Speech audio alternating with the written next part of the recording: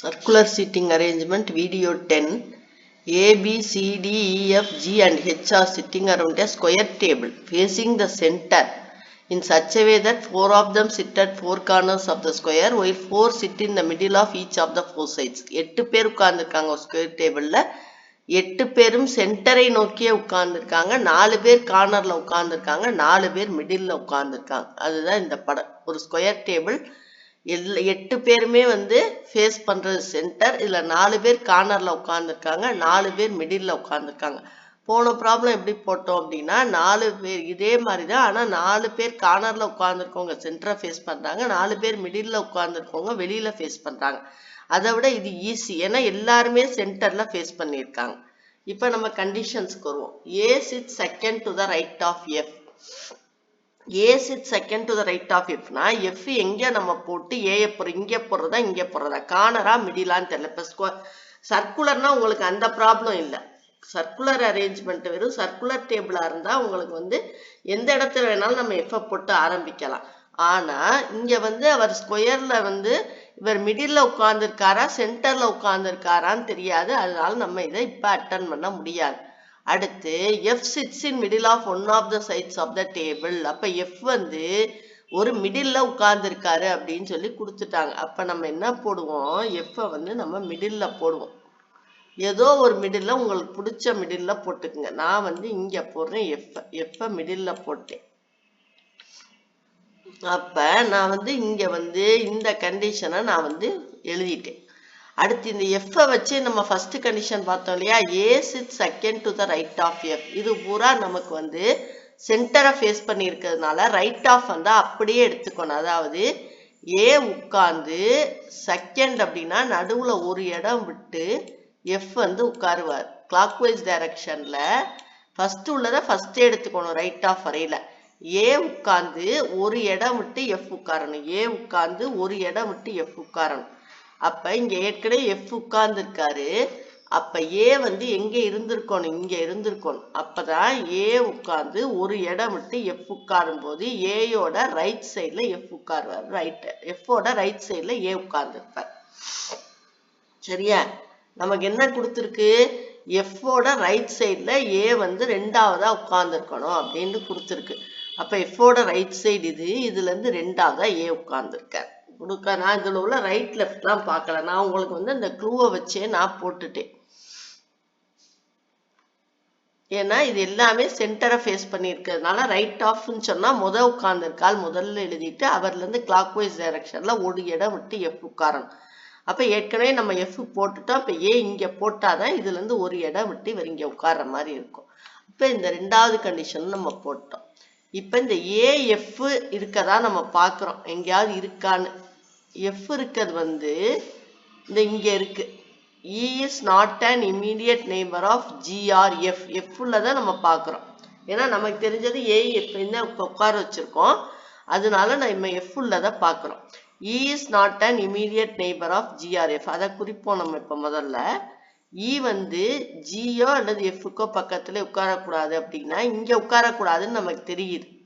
அப்ப எங்க G எங்க உட்கார்ந்து இருக்காருன்னு தெரிஞ்சாதான் நம்ம அதுக்கு போகலாம். அதனால நான் இப்ப இதையும் நான் குறிக்க முடியாது, இதையும் நம்ம குறிக்க முடியாது. இந்த Gயை வச்சு நான் எதுவுமே பண்ண முடியாது. சரி, இங்க ஒரு இருக்கு பாருங்க. G who does not sit at any of the corners of the table.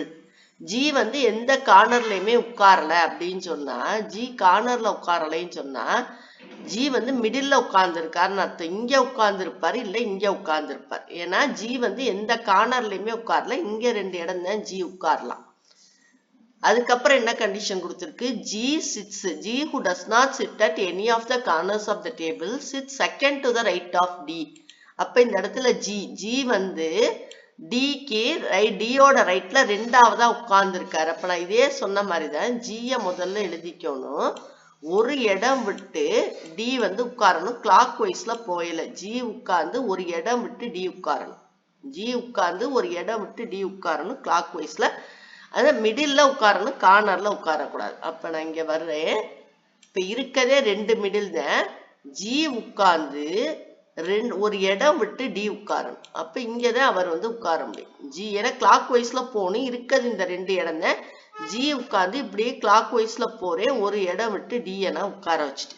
அதனால இதை இப்ப நான் ஃபுல்ஃபில் பண்ணிட்டேன். இதை நான் பண்ணிட்டேன்னா மற்றது எதுவும் பண்ண முடியல. ஜி வந்து கார்னர்ல உட்காரக்கூடாதுன்னா அவருக்கு இருக்க இடமே 2 தான். ஏன்னா ஏற்கனவே ஏஎஃப் மிடில் உட்கார்ந்துட்டாங்க. இருக்க 2 இடத்துல ஜி உட்கார்ந்து தான் டி உட்காரணும். கிளாக் வைஸ்ல வந்து ஜி உட்கார்ந்த பிறகு டி உட்காரணும். அப்படி நம்ம உட்கார வச்சுட்டோம்.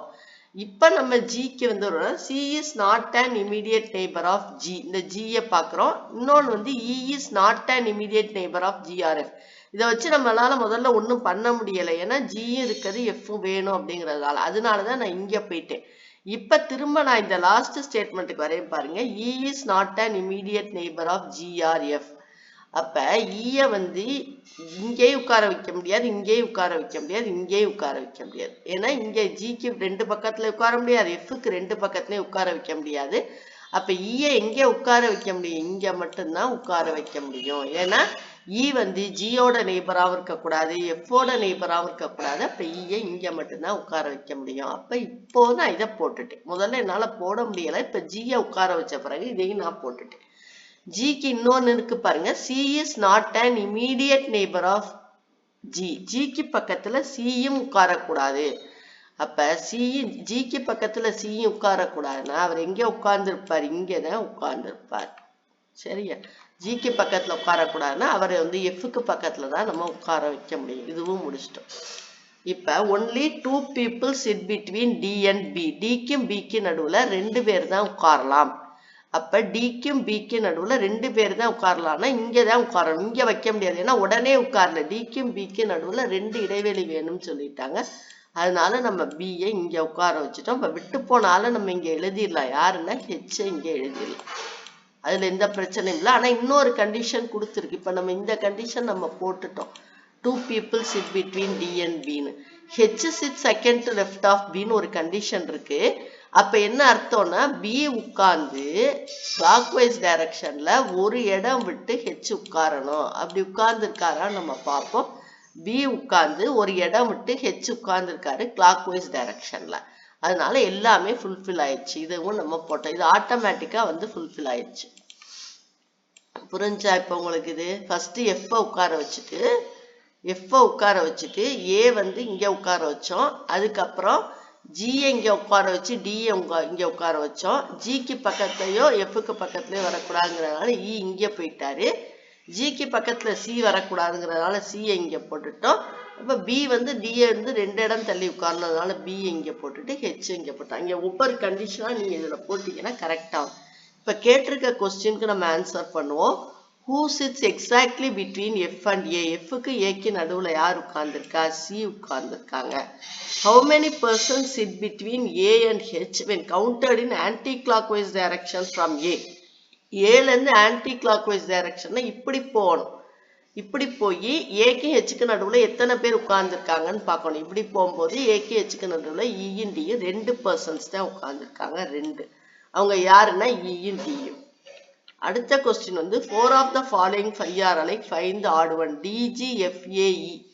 DGFA 4 பேர் வந்து மிடில்ல உட்கார்ந்துருக்காங்க. இ மட்டும்தான் கார்னர்ல உட்கார்ந்துருக்காங்க. அப்ப இதுக்கு ஆன்சர் வந்து இ மட்டும்தான் கார்னர்ல உட்கார்ந்துருக்காங்க. மற்றவங்க எல்லாம் மிடில்ல உட்கார்ந்துருக்காங்க. அடுத்து what is the position of F with respect to C? அப்ப வித் ரெஸ்பெக்ட் டு சினா சிக்கு முதல்ல ரைட் லெஃப்ட் குறிக்கணும். சியோட ரைட் இது, சியோட லெஃப்ட் இது. அப்ப சிக்கு லெஃப்ட்ல எஃப் உட்கார்ந்துருக்காரு கிளாக் வைஸ்ல பார்க்கும்போது. அப்ப F is immediate left to C. என்ன கொடுத்துருக்கோ இந்த சிக்கு தான் நம்ம வந்து ரைட் லெஃப்ட் குறிக்கணும். இங்க என்ன கொடுத்துருக்கோ இதுக்கு தான் ரைட் லெஃப்ட் குறிக்கணும். இதுக்கு பார்த்தா இவர் லெஃப்ட்ல உட்கார்ந்துருக்காரு. அப்ப எஃப் இஸ் இமீடியட் லெஃப்ட், உடனே உட்கார்ந்துருக்காரு. Immediate left of C.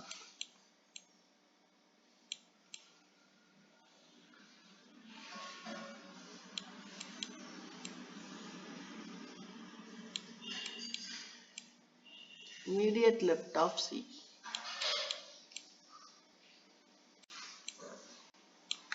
அடுத்து what will come in question mark? AE EH HF. HF அடுத்து என்ன வரும் அப்படின்னு கேக்குறாங்க.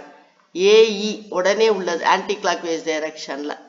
அடுத்து EH ஒரு ஆள் விட்டுட்டு, அடுத்து HF 2 ஆள் விட்டுட்டு, இப்ப 3 ஆள் விட்டுட்டு இதே ஆன்டி கிளாக் வைஸ் டைரக்ஷன்ல எழுதணும். அப்ப FD AE ஆள் விடாம EH ஒரு ஆள் விட்டு HF 2 ஆள் விட்டு அப்ப நம்ம இப்ப 3 ஆள் விட்டு ஆன்டி கிளாக் வைஸ் டைரக்ஷன்ல பார்க்கும்போது FD.